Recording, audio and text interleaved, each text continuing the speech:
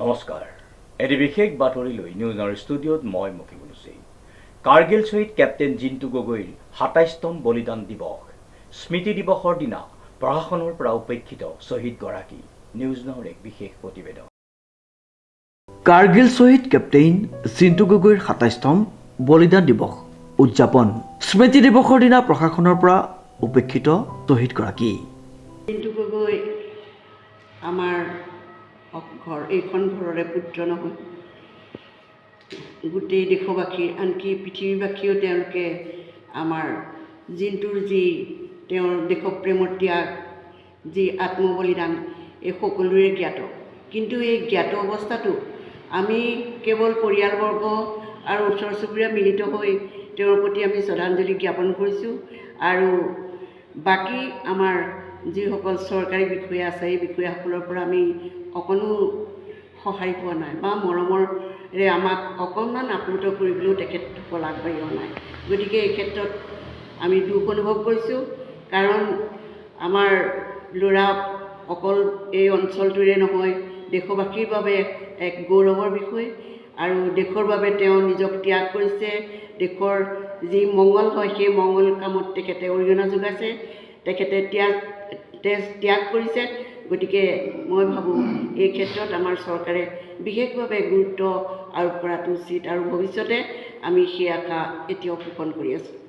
উল্লেখযোগ্য যে ১৯৯৯ চনৰ আজিৰ দিনটোতে বীৰ শ্বহীদগৰাকীয়ে দেশমাতৃৰ বাবে বীৰ দৰ্পে যুঁজি প্ৰাণ আহুতি দিছিল। কিন্তু আজি শ্বহীদগৰাকীৰ পবিত্ৰ বলিদান দিৱসত তেওঁৰ শ্বহীদ স্মাৰকত নিৰ্মম পৰিৱেশ। পৰিয়ালৰ লোক আৰু দুই এজন স্থানীয় ব্যক্তি, দল সংগঠন তথা সামাজিক অনুষ্ঠানৰ বাহিৰে কোনো ৰজাঘৰীয়াৰ আহৰি নহল বীৰ শ্বহীদগৰাকীক শ্ৰদ্ধা জনাবলৈ। এনেদৰে অতি দুখেৰে বীৰগৰাকীৰ পৰিয়ালবৰ্গে জানিবলৈ দিছে। মনত আক্ষেপ লৈ পৰিয়ালৰ লোকে প্ৰকাশ কৰিলে দুখৰ কথা। লগতে শ্বহীদ কেপ্টেইন জিন্তু গগৈৰ নামত উৎসৰ্গিত খুমটাইৰ দুদৰালিৰ পৰা বাদুলিপাৰ ৩৭ নং ৰাষ্ট্ৰীয় ঘাইপথ সংযোগী কেপ্টেইন জিন্তু গগৈ পথটোৰ জৰাজীৰ্ণতাক লৈও ক্ষোভ উজাৰিলে স্থানীয় সচেতন ব্যক্তিসকলে। ২০২৬ চনৰ ৩০ জুন বীৰ শ্বহীদ কেপ্টেইন জিন্তু গগৈ ডাঙৰীয়াৰ ২৭তম মৃত্যুবাৰ্ষিকী। আজিৰ এই বিশেষ দিনটিত তেখেতৰ সেই শ্বহীদগৰাকীৰ বীৰ গাথাক শ্ৰদ্ধাৰে সোঁৱৰিছোঁ আৰু তেখেতক প্ৰণিপাত জনাইছোঁ। আমাৰ খুমটাইৰ বাবে জিন্তু গগৈ আচলতে এক অমূল্য সম্পদ তথা গৌৰৱ। দেশৰ বাবে তেখেত গৌৰৱ। কিন্তু আমাৰ পৰ্যবেক্ষিত হয় আচলতে চৰকাৰ, প্ৰশাসন তথা ৰজাঘৰীয়াই যি ধৰণে আজি এই বিশেষ দিনটো উদযাপন কৰিব লাগে, সেই উদযাপনৰ ক্ষেত্ৰত তেওঁলোকৰ বিশেষ হেমাহিয়ে দেখা দিয়ে। আৰু যিখিনি সময়ত আচলতে চৰকাৰখনে শ্বহীদক সন্মানৰ কথা কয়, সেই সময়খিনিত চৰকাৰৰ প্ৰশাসনিক বিষয়াসমূহে আপোনালোকে লক্ষ্য কৰিব পাৰে যে আমাৰ কেপ্টেইন জিন্তু গগৈৰ যি সমাধিক্ষেত্ৰ, এই সমাধিক্ষেত্ৰ খুমটাই ৰাজচক্ৰ বিষয়া কাৰ্যালয়ৰ নিচেই ওচৰত।